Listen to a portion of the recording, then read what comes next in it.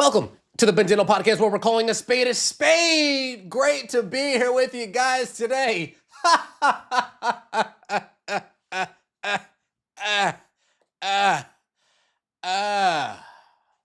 WNBA, Indiana Fever, sabotaging the Golden Goose, going out of their way to sabotage their Golden Goose.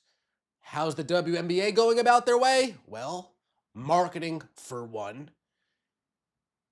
The time of day these Indiana Fever games are being played and the channel they're being played on in comparison to others. How's the Indiana Fever sabotaging Caitlin Clark? Where do I even begin?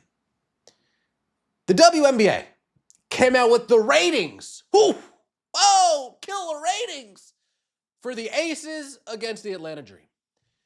To watch the Angel Reese historical stinker take place. 1 for 8, 8 turnovers, 1.24 million people tuned in to watch a disaster unfold.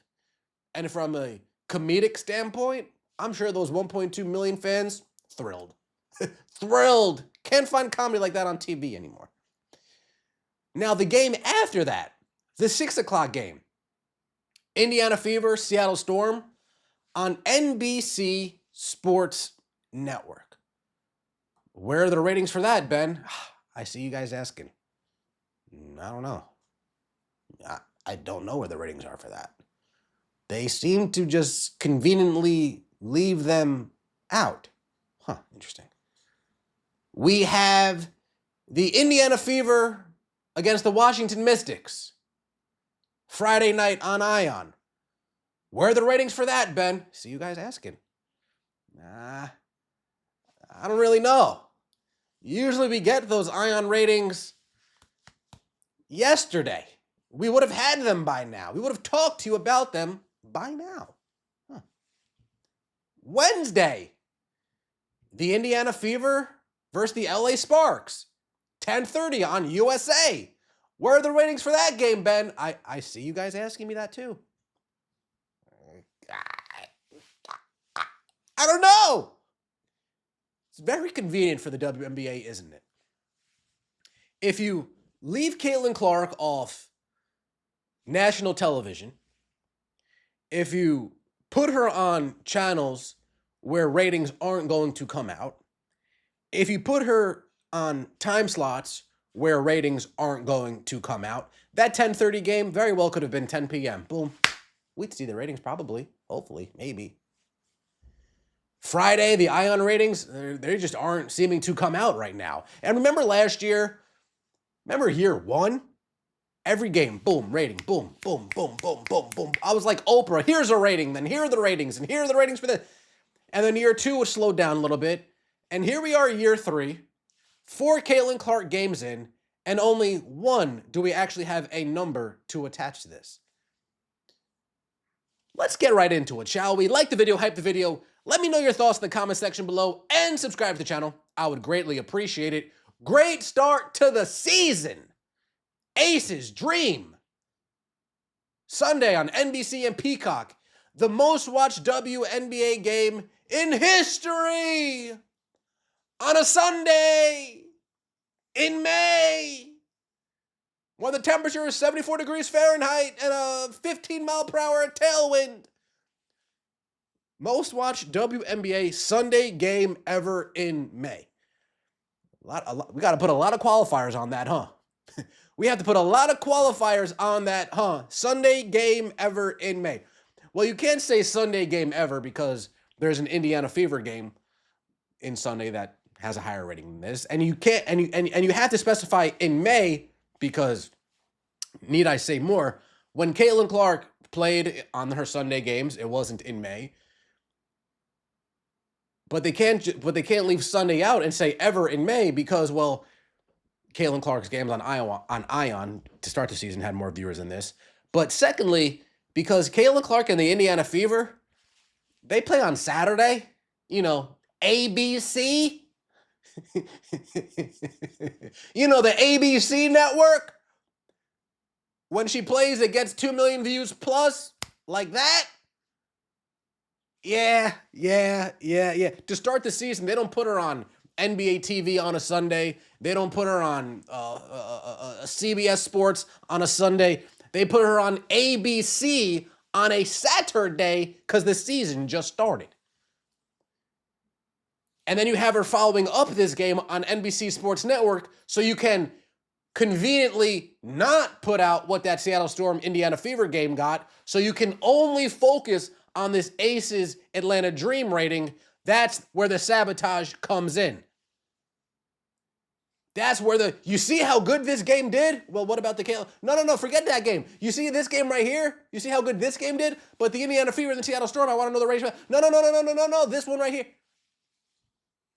It's convenient, isn't it? It's convenient. If I had to guess, the Mystics versus the Indiana Fever Ion from Friday did better than this. If I had to guess, 1.3, 1.5, off the top of my head. Off the top of my head, if I had to guess. Could be higher than that. But I'm lowballing numbers here. The Seattle Storm Fever game, percentage-wise, did a higher percentage than this because NBC Sports Network isn't in as many homes as NBC. So for every 100 households that have access to NBC Sports Network, more people tuned in to the Caitlin Clark game comparatively to every 100 houses that have NBC tuning into this game.